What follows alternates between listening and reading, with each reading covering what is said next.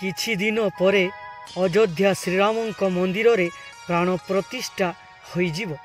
एहा एमिति एक दिन जहार अपेक्षा 500 वर्ष धरी भारतवासी चाहि बसिथिले।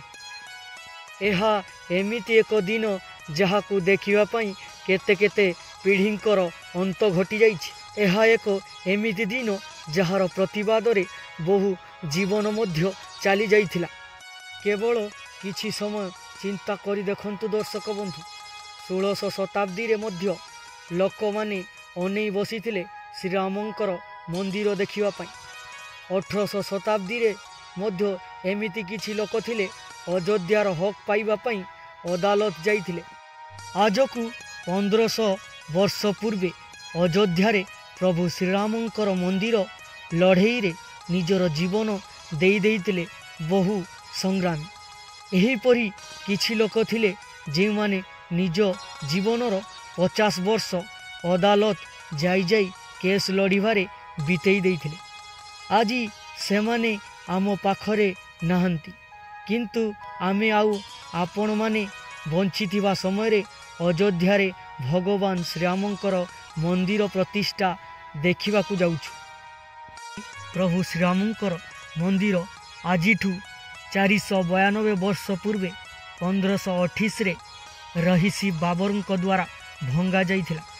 तो आजिरो एई भिडियो रे आमे राम मंदिरर 500 वर्षर संघर्ष कहानी आपण मानंकू कहिबाकू जाउछु, जहाकी आपणंकू जणा जीवा दरकार ए मंदिर केते पुराना, एही संघर्षर कारण कौन।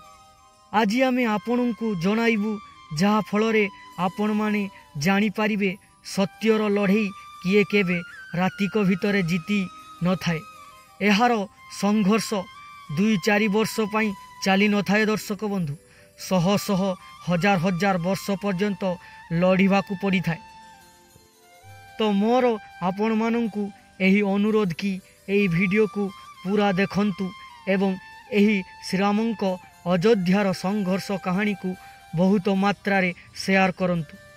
आ फलरे लोके जानी पारंतु कि अयोध्या रे प्रभु श्रीरामंकर मंदिर प्रतिष्ठा केते गुरुत्वपूर्ण। तो आसंतु आरंभ करिबा वीडियो को। जय श्रीराम। तो आमे जानिछे जे बाबर 1528 रे भगवान श्रीरामंक मंदिर भांगी मस्जिद रो निर्माण करिथिले, किंतु एहा पूर्वरु कौन घटिथिला जानिबाकू चाहुचंती कि? तो सुनंतु। भगवान श्रीरामंकर पुत्र कुश अयोध्या रे श्रीरामंकर मंदिर निर्माण करिथिले। से तेबे अयोध्या रे सीतारामंकर 3000 रु ऊर्ध्व मंदिर थिला। कुहा जाए 5 शताब्दीर परठारु एही सबु मंदिरर कारुकार्य नष्ट हेबाकू लागिथिला। एही समय रे राजा विक्रमादित्य अयोध्या आसी सेठारे थिबा मंदिर मानंकर पुनर्बार ठीक कराइथिले। बहु वर्ष धरी एही मंदिर गुड़िक संपूर्ण भल भावरे श्रीरामंकर भक्त मानंक द्वारा पूजा पाउथिले अयोध्या रे श्रीराम। किंतु कौन हैला एहा परे वीडियो को शेष पर्यंत देखिले आपण माने ठीक बुझी पारिबे। तो एहा परे 21 एप्रिल 1526 रे बाबर इब्राहिम लोधींक भितरे युद्ध होइथिला। 1528 रे बाबरंक सेना माने अयोध्या रे पहुंची जाइथांती। कुहा जाए कि तापरे बाबरंक कहिबा अनुसारे सेमाने अयोध्या को भांगिबारे लागी पड़िले एवं रामलालांकर मंदिर माटी रे मिसी जाइथिला एवं सेहिठी निर्माण होइथिला मस्जिद बाबरंकर, जहाको आमे बाबरी मस्जिद नाम रे जानी थाउ। एहा परे 1500 वर्ष बीतीगला परे मध्य कौनसी परिवर्तन देखिबाकू मिलु नथिला। सेतेबेले भारत रे मोगल मानंकर शासन चलीथिला। 1717 मसीहा माने बाबरी मस्जिद तैयारीर 1990 वर्ष परे जयपुर राजा जय सिंह चेष्टा कले कि मस्जिद्र पाख जगार तांकु किछि जगह मिलू एवं सेठारे से रामंकर विग्रह प्रतिष्ठा करिवे। से जानिले जे एही स्थान हिंदू मानक पई केते आवश्यक। सेतेबेले जयसिंहकर एही समय मोगल शासकंक सहित मध्य थिला संबंध, किंतु से एमिति करि पारिले नहीं। किंतु से चेष्टा करी मस्जिद पाखरे एक रामंकर चौरारे बसाई तांकु पूजा करिथिले, जहा फलरे हिंदू माने श्रीरामंकर पूजा करि पारुथिले। यूरोपियान भूतत्वविद जभेस मध्य एही कथा निज पुस्तकरे लेखिथंती।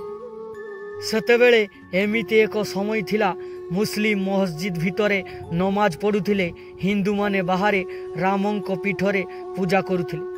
किंतु मंदिर भांगिबार 250 वर्ष परे मध्य हिंदू एही मंदिर को भूली नथिले। किंतु सेतेबेले अयोध्यारे श्रीरामंकर हजार हजार मंदिर थिला, तो सेमाने एही कथा केबे भूली पारि नथिले।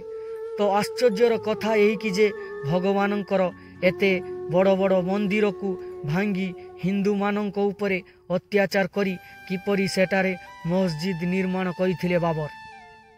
1813 मसीहा परे हिंदू माने दाबी कले कि मोहम्मद बाबर 1528 रे राम मंदिर भांगी मस्जिद निर्माण करथिले। कुहा जाइथाय कि फैजाबादर इंग्रेज अधिकारी माने मध्य मस्जिद रे मंदिर भली कलाकृति मिलिबार विषय निजर रिपोर्ट रे प्रदान करथिले। पूर्व आईपीएस अधिकारी किशोर कुणाल अयोध्या निजर पुस्तक अयोध्या रिभिजिट रे एही विषय रे वर्णना करथिले। एहा परे 1838 मसीहा रे मोन्टिक मार्टिन एक रिपोर्ट रे मस्जिद रो जे पिलर गुड़िक तैयारी होइतिला ताहा मंदिरर पत्थर रे तैयारी होइथिबार से एही रिपोर्ट रे वर्णना करथिले। एही रिपोर्ट आसीबा परे बहुत आंदोलन मध्य हेला। हिंदू मानकर प्रतिवाद परे एही स्थान रे नमाज सहित पूजा भी हेबारे लागिला। किंतु हिंदी मानंकु निजर हक पाइबाकू 500 वर्ष लागिगला। तो 2024 मसीहा जानुआरी 22 तारिख रे सही स्वप्न पूरण हेबाकू जाइछि। जय श्री राम। तो समस्तंकर अपेक्षा रही 2024 मसीहा जानुआरी मास 22 तारिख रे जेतेबेले श्रीरामंकर गर्भगृह मध्य प्राण प्रतिष्ठा हेब, ताहाकू लोकमाने सचक्षुरे देखिबे एवं प्रभुंकर गुणगान करिवे। से दिन सारा भारतवर्ष जय श्रीराम ध्वनि रे प्रकंपित होई उठिबो। तो समस्त दर्शक मानकू एतिकी अनुरोध, जो माने ए वीडियो को शेष